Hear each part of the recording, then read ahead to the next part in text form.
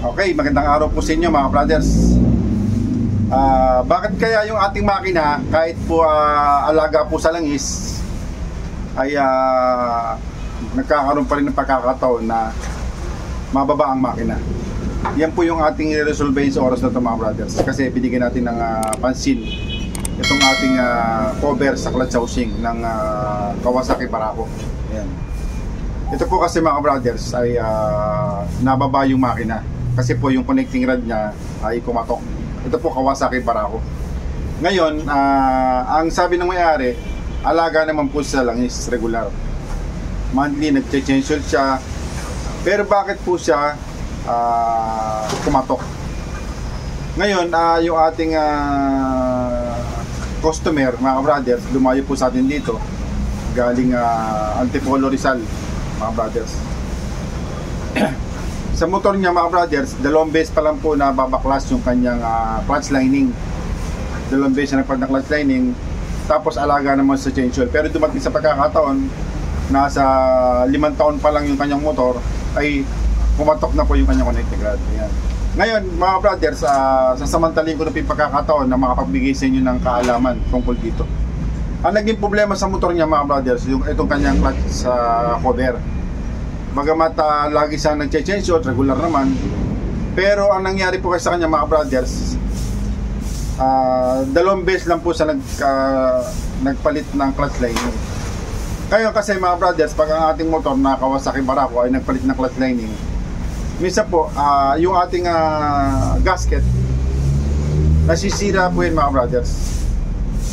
Kaya nangyari, tinatanggal natin yung dating gasket na nakadikit, at bandang muli, pinapalit natin ng bago. Ngayon, ang gagawin natin mga brothers, pagka nagtanggal po tayo ng gasket, naglinis, pakalinisin po natin yung loob na pinagbaksakan ng ating mga gasket na kayasan. Kasi po, nangyari dito mga brothers, ang naging problema niya, yung gasket na maliliit mga brothers, nakapasok po sa ating oil seal ng ating crankshaft. Kasi po itong ating crankshaft mga brothers, meron po tayo dito na sigunyal ng ating Barako. Meron po itong oil seal dito po. Ngayon pagka yung pong oil seal na yon mga brothers ay sira na, pati yung kanyang cover nasira, doon po manggagaling yung pagpasok ng dumi para po makapasok sa sigunyal at magbara.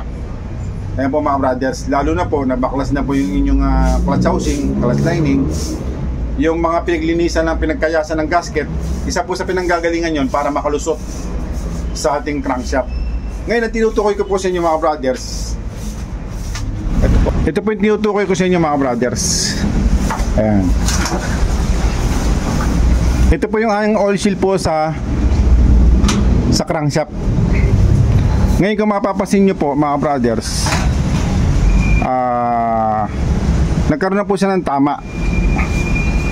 Ngayon gagawin nyo rito mga brothers, katagalan po kasi ito po tumitigas. Ayan o. Pagka tumigas po ito mga brothers at lumuwag, hindi na po makayapos dun sa ating crankshaft, dito po lumulusot ang dumi. Ngayon gagawin nyo po rito mga brothers, babaklasin nyo po ito at papalitan natin yung oil seal. Ngayon ang pagbabaklas po nito mga brothers, tatanggalin nyo po itong dalawang na bolt, at saka nyo po tatanggalin yung oil seal. Ngayon kung maaari mga brothers, pagka ganito na po yung plate sa cover ng ating oil seal, palitan nyo na po ito. Kasi po, tingnan nyo, kung mapapasin nyo po siya, halos kinain na po siya, tinamaan.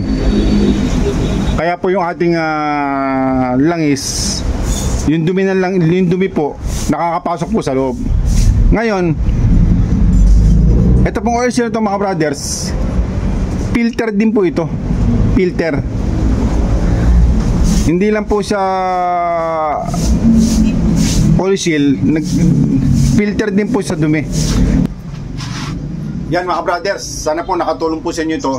yung ibinigay ko pong impormasyon tungkol po dito sa ating pagkatok ng makina ng ating Kawasaki Barako. Ngayon sa mga may motor na Kawasaki Barako at nababa po yung makina, samantalayin nyo na po yung pagkakataon na magpalit po kayo ng oil seal dito sa ating crankshaft. Ayan. Kasi po, katagalan nga po yung tumitigas yan. Sobrang tigas na po nito. Ngayon, pagka nababa po yung makina nyo at nadala nyo na po sa inyo mga mekaniko na mga kaibigan o mga trusted mechanic, ang gawin nyo po, isabay nyo na po itong oil seal nitong ating crankshaft para po yung inyong sigunyal ay safe. Kasi po yung ating connecting rod ng ating Barako, napakahalaga po niyan. Ang oil passage po niyan ay maliliit lang. Ngayon, pagka nabarahan po yan, isang malaking problema at napakamahal po ng pyesa ng Kawasaki Barako. Okay? Sige po, hanggang dito lang at sana po nakatulong sa inyo malaki.